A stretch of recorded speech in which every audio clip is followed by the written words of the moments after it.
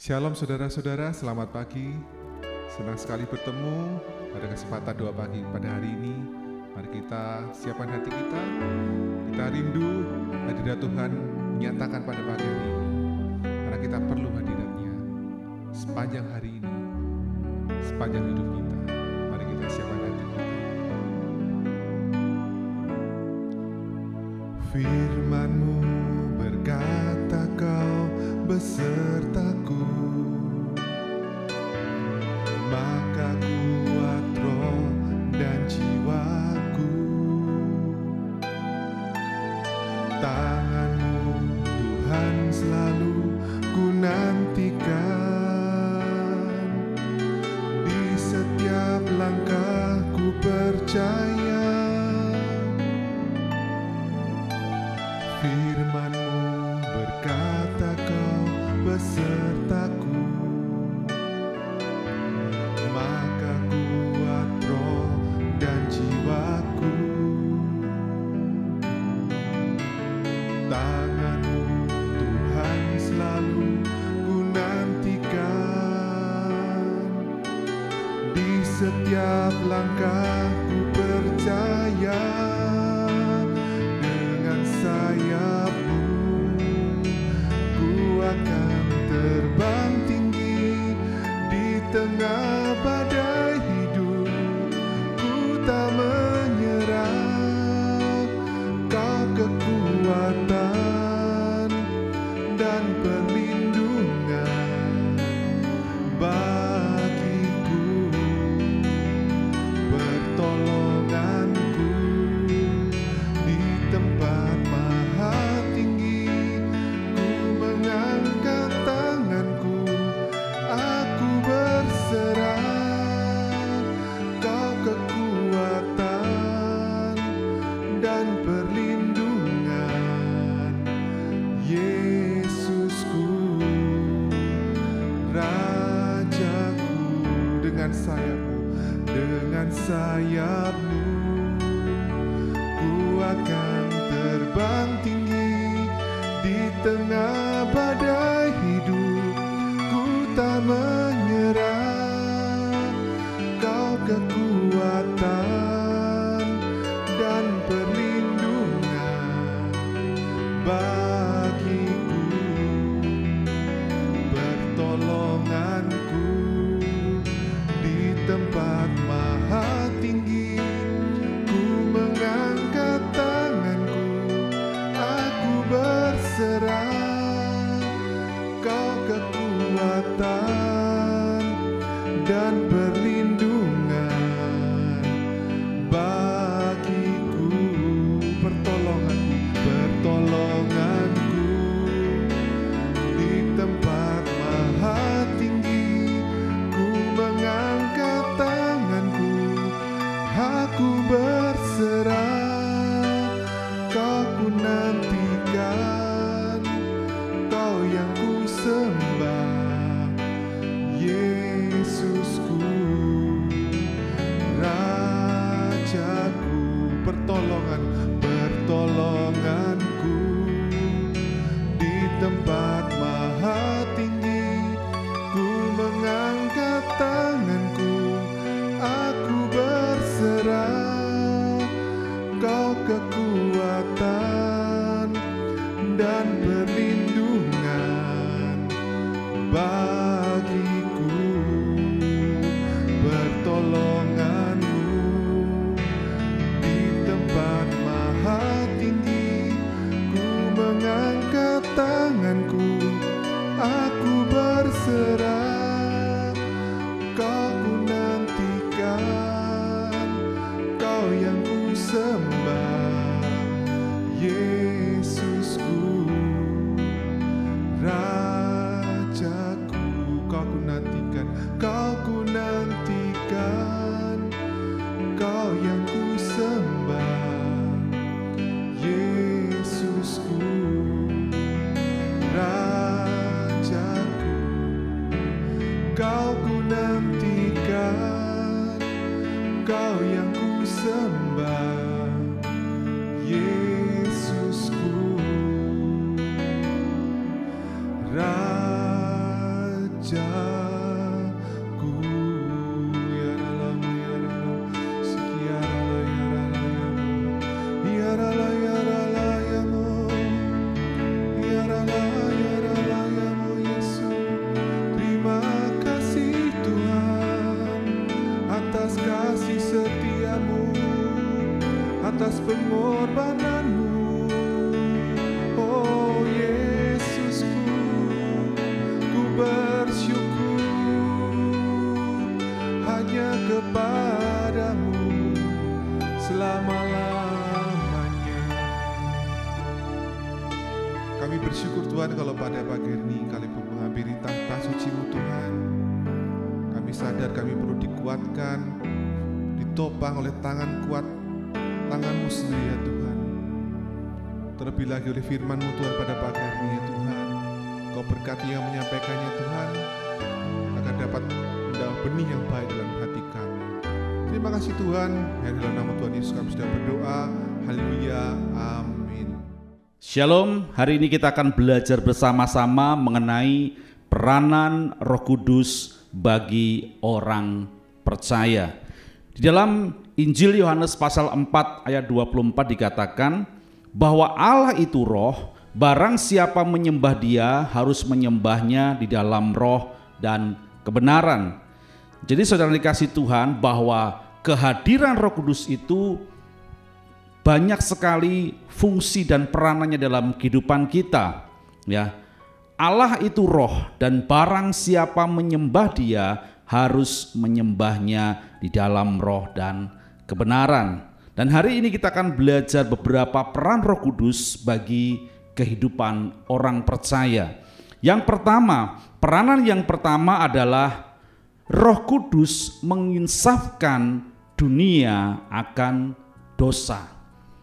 Mari kita lihat bersama-sama di Yohanes 16 ayat 8. Dan kalau Ia datang, Ia akan menginsafkan dunia akan dosa, kebenaran dan penghakiman.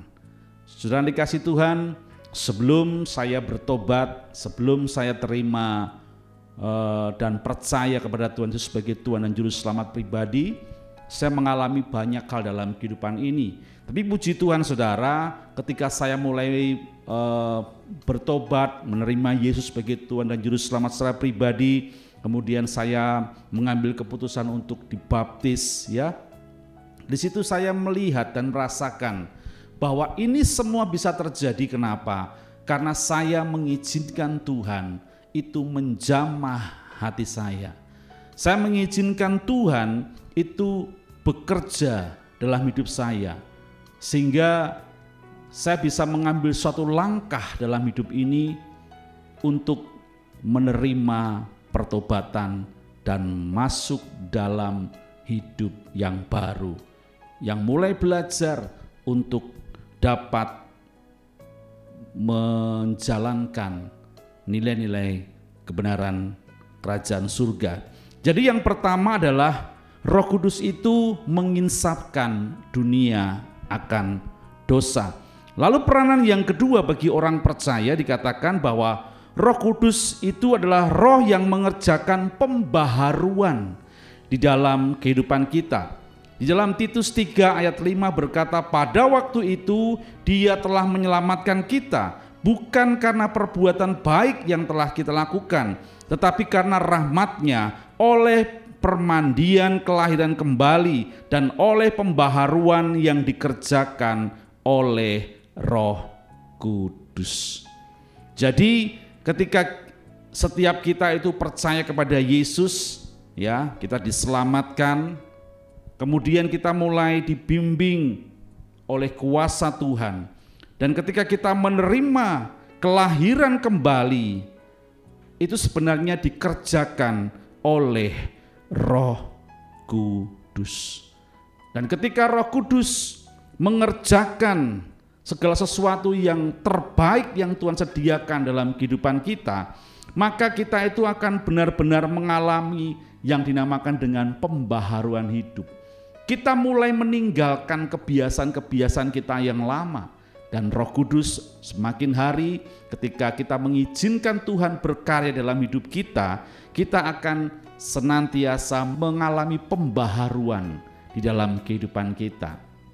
Ya, jadi peranan yang kedua adalah Roh Kudus itu mengerjakan pembaharuan di dalam hidup kita.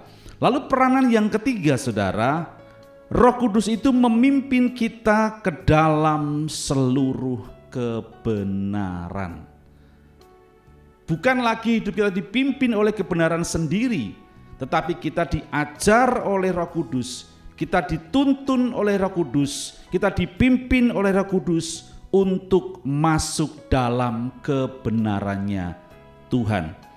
Yohanes 16 ayat 13 berkata, tetapi apabila ia datang, yaitu Roh kebenaran, ia akan memimpin kamu ke dalam seluruh kebenaran.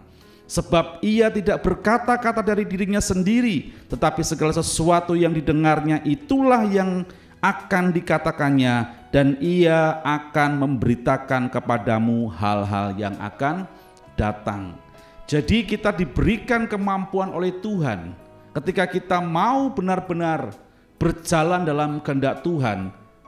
Kita mengizinkan Roh Kudus untuk mengambil alih hidup kita. Kita mengizinkan Roh Kudus untuk berkarya, maka Roh Kudus itu akan menuntun kita, akan memimpin kita untuk memiliki kehidupan yang benar, ya. Di dalam 1 Samuel 10 ayat 6 berkata, maka Roh Allah akan berkuasa atasmu, engkau akan kepenuhan bersama-sama dengan mereka dan berubah menjadi manusia yang lain. Artinya saudara, ketika kita menerima Roh Kudus dalam kehidupan kita, maka kita akan dibawa, kita akan dipimpin, kita akan dirubah oleh kuasa Roh Kudus untuk menjadi manusia yang lain. Artinya menjadi manusia rohani yang mau berjalan di dalam kebenaran, yang mau menghidupi nilai-nilai firman Tuhan. Sehingga keberadaan kita, keadaan kita tidak pernah sama lagi, karena kita merupakan ciptaan yang baru di dalam Kristus. Kita semakin diperbaharui dari hari lepas hari untuk menjadi manusia rohani. Ya, kalau dulu sebelum kita bertobat mungkin kita menjadi manusia duniawi, ya, manusia yang berjalan dengan mengikuti keinginannya sendiri, yang cenderung melakukan dosa. Tetapi ketika kita menerima Roh Kudus, artinya kita sedang dibawa oleh Tuhan untuk memiliki kualitas hidup yang berbeda, yaitu menjadi manusia roh, manusia yang berjalan di dalam tuntunan dan pimpinan Roh Kudus. Lalu peranan yang berikutnya, saudara, yang keempat, Roh Kudus itu menjadi penolong. Ya, di dalam Yohanes 14 ayat 16 berkata, aku akan minta kepada Bapa dan ia akan memberikan kepadamu seorang penolong yang lain, supaya ia menyertai kamu selama-lamanya. Roh Kudus datang dalam hidup kita itu menjadi penolong. Penolong berarti seseorang yang dipanggil untuk berjalan bersama-sama dengan kita dan mempunyai pengertian seseorang pribadi yang memberi pertolongan, memberikan tuntunan, menjadi pembimbing, memberikan penghiburan, memberikan kekuatan, memberikan dorongan dan nasihat. Jadi ketika hidup kita dipenuhi oleh Roh Kudus dan kita mengizinkan karya Roh Kudus itu nyata dalam hidup kita, maka saudara, ketika kita mungkin punya permasalahan hidup, kita nggak usah lari kemana-mana, kita tinggal datang kepada Tuhan dan berkata, Roh Kudus, aku butuh hikmat-Mu. Roh Kudus, aku butuh kekuatan daripada Tuhan. Saya percaya ketika engkau berkata seperti itu, maka Roh Kudus sebagai penolong akan memberikan hikmat-Nya, memberikan jalan keluar dalam hidup kita, sehingga saudara yang dikasihi Tuhan, ketika kita membutuhkan hal-hal di dalam hidup kita, ketika kita membangun hubungan dengan Roh Kudus, saya percaya sebagai penolong Roh Kudus akan memberikan pertolongannya, membuka jalan kita, sehingga setiap permasalahan yang mungkin kita hadapi bersama dengan Roh Kudus, kita bisa melaluinya. Karena Roh Kudus pasti akan menunjukkan jalan keluar bagi setiap kita.